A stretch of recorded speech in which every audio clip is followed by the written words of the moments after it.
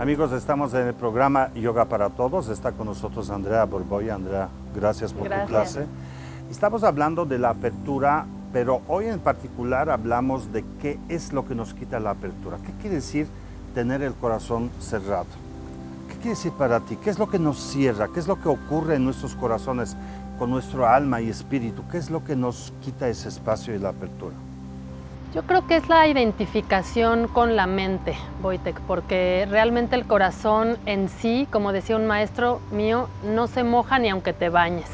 Ajá, o sea, claro. el corazón es un estado, es una cualidad de dicha, ¿no? De gozo, de contento.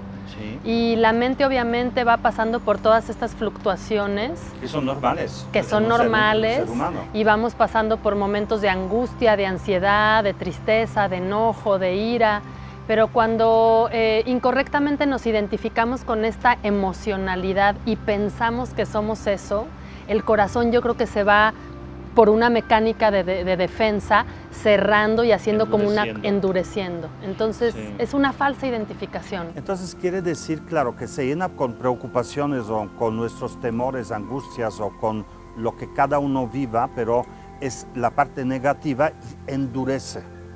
Sí. Se cierra, es decir, ¿qué se cierra, amigos? Que no hay espacio para cosas nuevas. Un espacio que está cerrado y ya no entran cosas nuevas.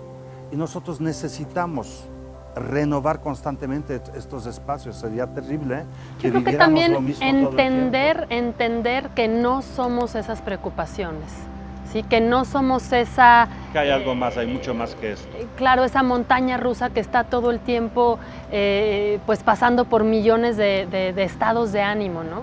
Entonces como que con mucha voluntad decir, mi corazón, aunque mi mente esté dando vuelcos, mi corazón lo voy a mantener en este estado de plenitud. Sí, tenemos que cultivarlo.